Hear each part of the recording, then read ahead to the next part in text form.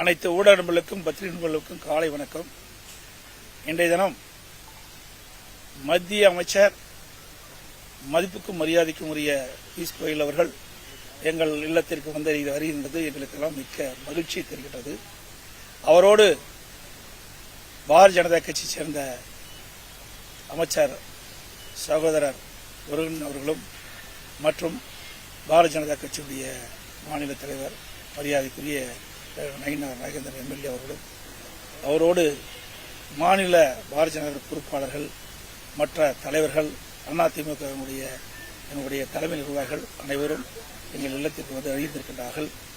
எங்கள் இல்லத்தில் நாளை நடைபெறுகின்ற மாபெரும் பொதுக்கூட்டத்தில் எப்படியெல்லாம் அந்த பொதுக்கூட்டத்தில் மக்கள் கலந்து கொள்கிறார்கள், அதற்கு எப்படியெல்லாம் ஏற்பாடு செய்ய வேண்டும் என்று கலந்து ஆலோசிக்கப்பட்டிருக்கின்றன.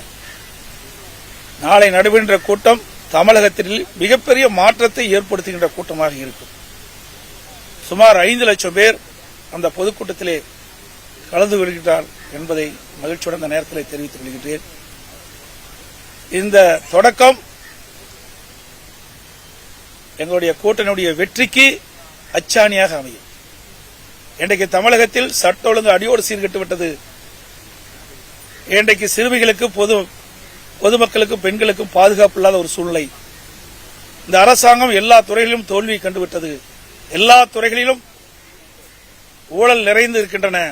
சுமார் 4 லட்சம் கோடி பல துறைகளில் ஊழல் நடைபெற்றிருக்கின்றது. மேதக ஆளுநரிடத்திலே நாங்கள் அதை வழங்கியிருக்கின்றோம் அந்த அறிக்கையை. அது மட்டுமல்ல, எங்களுடைய கூட்டணி வலிமையான கூட்டணி. மாண்புமிகு பாரத பிரதமர் அவர்கள்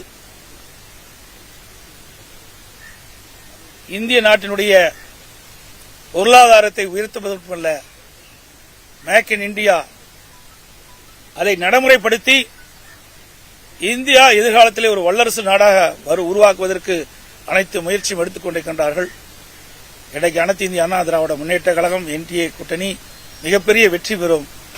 மத்தியிலே பாரத பிரதமர் மோடி அவர்கள் தலைமையிலே ஆட்சி, தமிழகத்திலே அதிமுக ஆட்சி நிலவும்.